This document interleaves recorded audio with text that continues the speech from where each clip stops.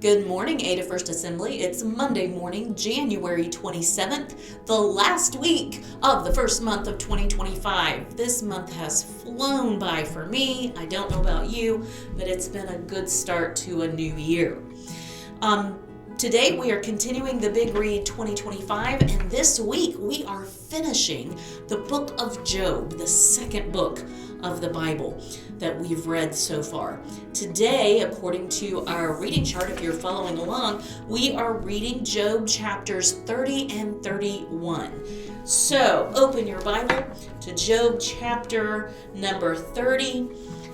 Use your booklet to write down any questions you may have. And don't forget, we'll have the book of Job read and finished, but we're going to spend a couple of Sunday evenings in discussions over the book of Job. So that will start on Sunday evening, February the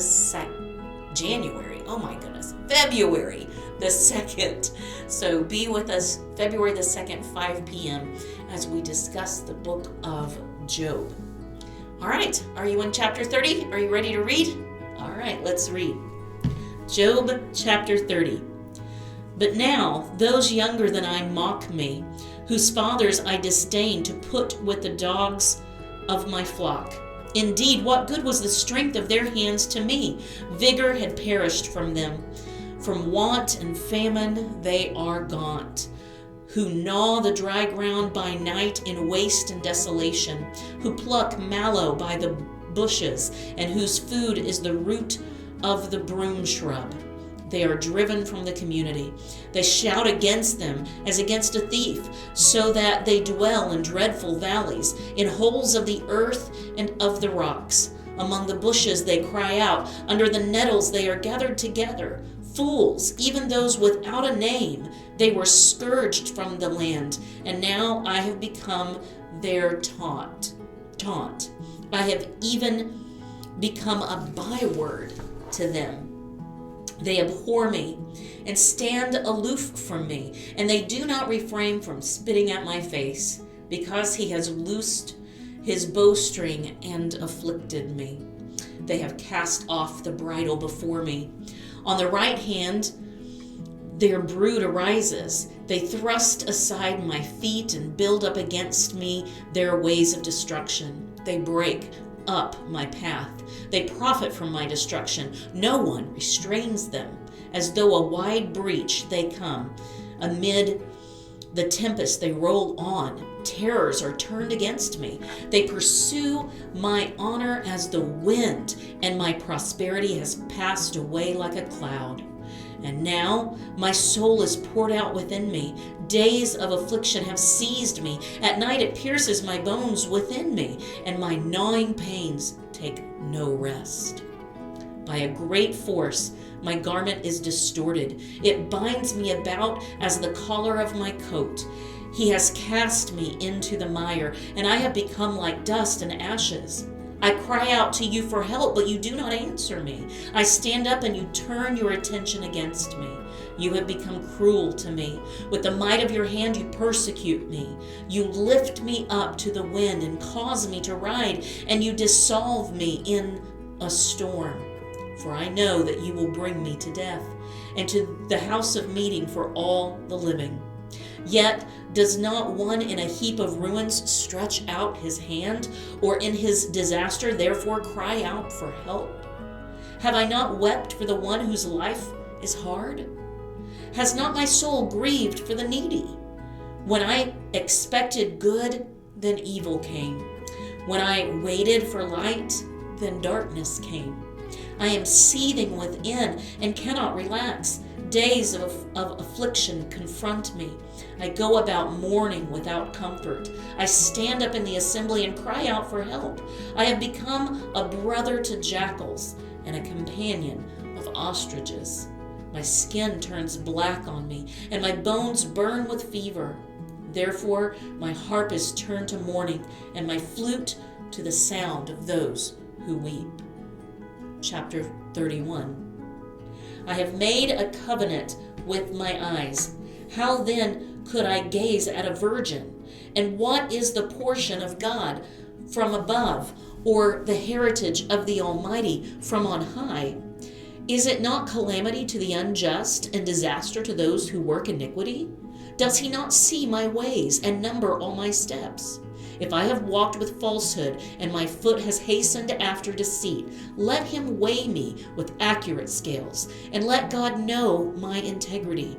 If my step has turned from the way, or my heart followed my eyes, or if any spot has stuck to my hands, let me sow and another eat, and let my crops be uprooted. If my heart has been enticed by a woman, or I have lurked at my neighbor's doorway, may my wife grind for another, and let others kneel down over her, for that would be a lustful crime. Moreover, it would be an iniquity punishable by judges, for it would be fire that consumes to Abaddon, and would uproot all my increase. If I have despised the claim of my male or female slaves when they filed a complaint against me, what then could I do when God arises? And when he calls me to account, what will I answer him? Did not he who made me in the womb make him, and the same one fashion us in the womb?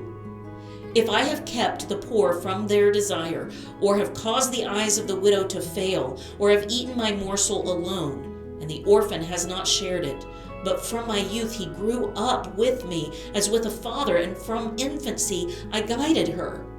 If I have seen anyone perish for lack of clothing, or that the needy had no covering, if his loins have not thanked me, and if he has not been warmed with the fleece of my sheep, if I have lifted up my hand against the orphan, because I saw and had support in the gate, let my shoulder fall from the socket, and my arm be broken off at the elbow. For calamity from God is a terror to me, and because of his majesty I can do nothing. If I have put my confidence in gold, and called fine gold my trust, if I have gloated because my wealth was great, and because my hand had secured so much, if I have looked at the sun when it shone, or the moon going in splendor, and my heart became secretly enticed, and my hand threw a kiss from my mouth, that too would have been an iniquity calling for judgment, for I would have denied God above. Have I rejoiced at the extinction of my enemy, or exulted when evil befell him? No, I have not allowed my mouth to sin by asking for his life in a curse. Have the men of my tent not said, who can find one who has not been satisfied with his meat? The alien has not lodged outside, for I have opened my doors to the traveler.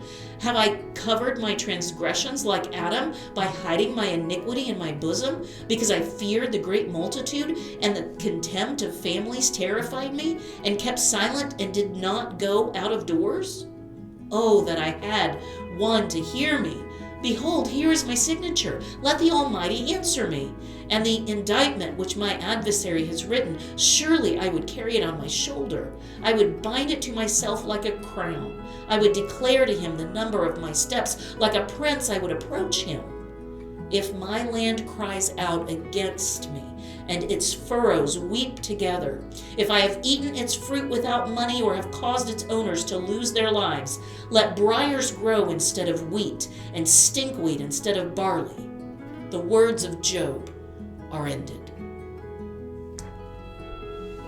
So Job has poured out his heart to his friends, and now he ends what he has to say, and he's finished speaking. I think his three friends know where he stands. So let's pick it up there tomorrow when we find out that they disagree with everything he said. I'll see you then.